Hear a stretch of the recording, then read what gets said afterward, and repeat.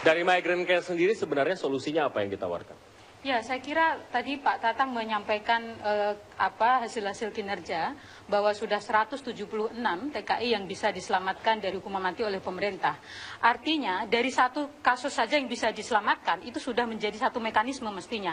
Lah ini sudah 176 yang bisa diselamatkan, kok masih ada yang satu sekarang kritis, ini kan pertanyaan.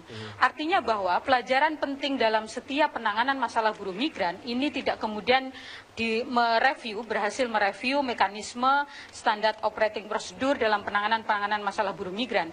Jadi yang pertama saya kira harus direview oleh DPR juga adalah bahwa bagaimana mekanisme penanganan kasusnya. Jangan lagi ada yang terlambat ditangani.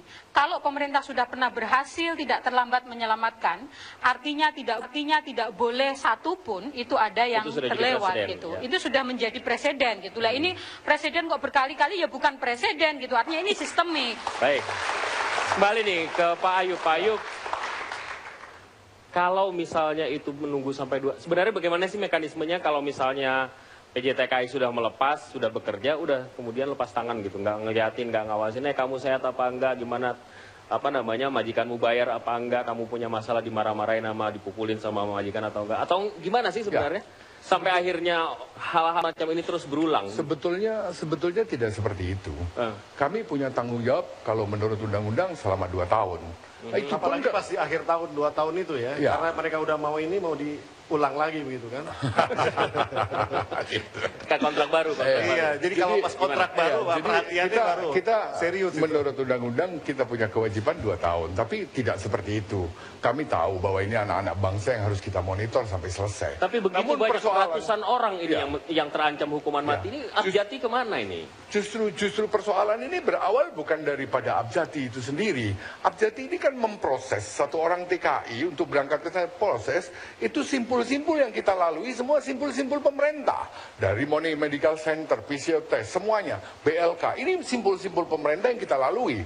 Sehingga pada saat anak itu dianggap layak berangkat, ya kita berangkatkan, kita asuransikan, kita monitor, kita semua memang harus ada. Anda mau katakan bahwa ini urusan pemerintah, bukan urusan Abjati lagi? Tidak, bukan urusan pemerintah. Kita harus ikut bertanggung jawab karena undang-undang kita tidak boleh mengesampingkan undang-undang. Namun memang harus ada pembenahan menyeluruh. Tidak bisa lagi pola-pola seperti dulu. Bahkan Abjati yang sekarang ini menyampaikan tidak ingin moratorium dibuka selama persoalan itu masih seperti ini. Ya. Jadi, ya, tapi pertanyaan saya tetap begitu. Bagaimana sistem kontrol? Yang saya sedihkan, baru-baru ini pemerintah menandatangani agreement dengan kerajaan Saudi Arabia untuk kerjasama lagi pengiriman TKI lagi. Walaupun itu mau formal, informal, tapi menurut saya kenapa sih deal-deal seperti tadi sebetulnya dalam konteks bargainingnya kita kan dalam posisi yang sebenarnya mereka butuh kita, ya. Kenapa nggak ada deal-deal di dalam konteks pembebasan Satinah dan teman-temannya yang lain di dalam ini? Ini saya juga bingung. Karena kesannya hanya Kemnakertrans yang berbicara dengan Kementerian Tenaga Kerjanya Saudi Arabia, bukan antara G2G secara keseluruhan. Memang begini, Dok, saya tambahkan sedikit. Kalau masalah Sutina ini masalah hukum, Satina masalah hukum ini, saya pernah pada saat saya di Saudi, saya mencoba bersama-sama dengan tim pemerintah, saya berjalan sendiri, saya mencari informasi apa ini. Rakyat, teman-teman kita yang di sana membantu pun tidak boleh oleh pemerintah sana, Pak.